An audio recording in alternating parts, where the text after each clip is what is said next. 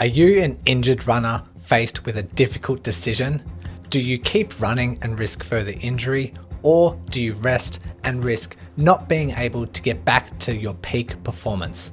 Making the wrong choice could lead to a long and painful recovery, so it's important to get it right. Luckily, you'll be able to answer this question after watching this video, which is step 2 out of the 10-part series helping you overcome your running injury and changing the way you think about your rehab. I'll also be applying these principles to runners like you as I document their rehab journeys from start to finish. If you haven't seen step 1, above is the link to the playlist, which will show you each step in order. If you've seen step 1, by now you're familiar with the load versus capacity model, which is important for our next step. Because when you develop an overuse injury in a particular area, say your Achilles tendon, the capacity of that structure temporarily diminishes.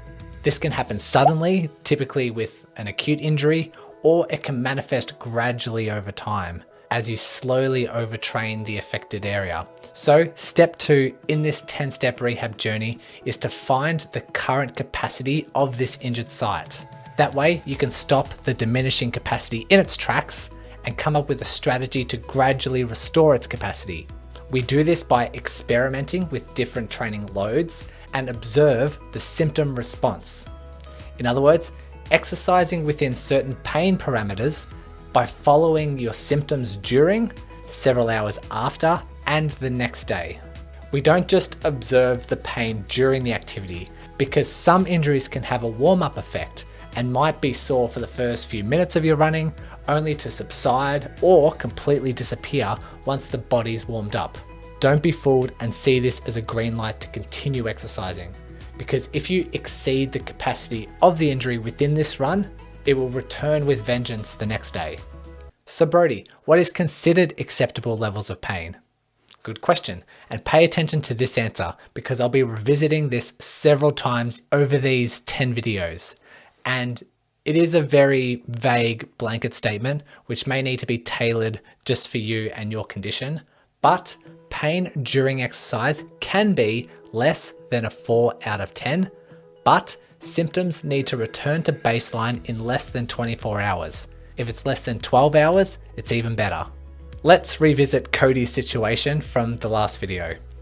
Let's say after 2 days of rest, his symptoms significantly settle to the point where walking is pain-free, going upstairs is a 1 out of 10, and jogging on the spot is about a 2 out of 10.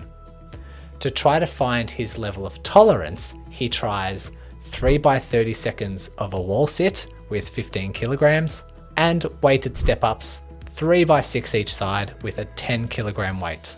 The pain during this is about a 2 to 3 out of 10 without irritating symptoms afterwards.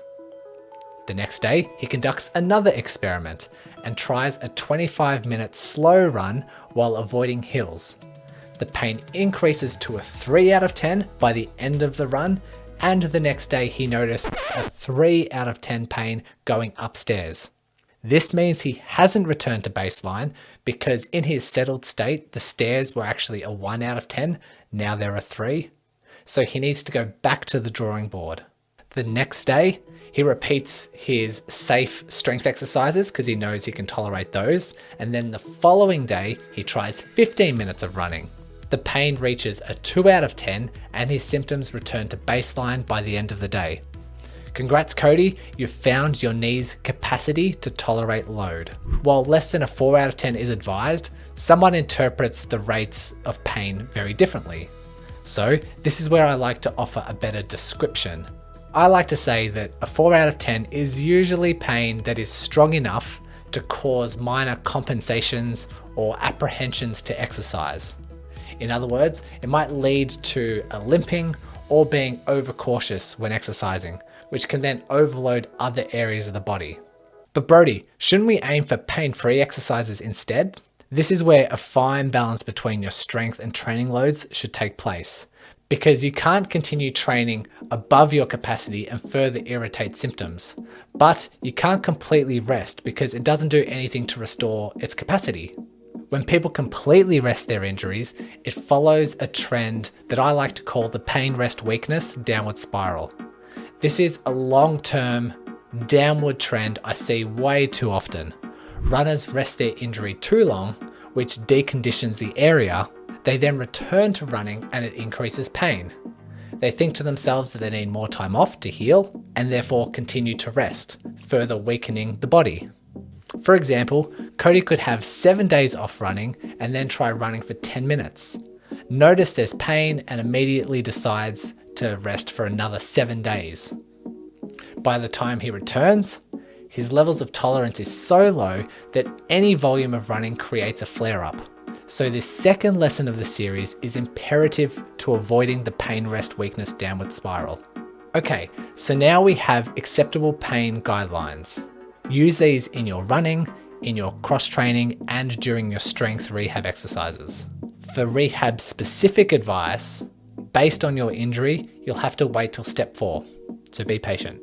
If low levels of running don't pass these pain rules, then cross training and rehab exercises are your only option until your symptoms settle down enough and capacity is restored. But don't leave just yet, because there is another pain rule I haven't yet mentioned, and that is that your overall symptoms should improve gradually week by week. That's right, I'm talking to you. If you're not seeing a noticeable improvement over the long term, you need to change your management plan. I'll also add that there is an exception to some of these pain rules, and that is for bone stress injuries. If you suspect a bone stress reaction or a stress fracture, guidance from a health professional is essential and pain-free loading is advised. So here are the action steps for this second video. Document your symptoms during, after, and the next day. Do this on your running days, do this on your rest days, do this on your cross-training days, and on your rehab days. And make sure everything is falling within these acceptable pain limits. Following this trend will help you identify if you're loading your injury appropriately or if adjustments need to be made. Once you've found your current capacity, the next step is to gradually rebuild, which is perfect timing to bring on step 3, which introduces your rehab ladder. I'll see you there.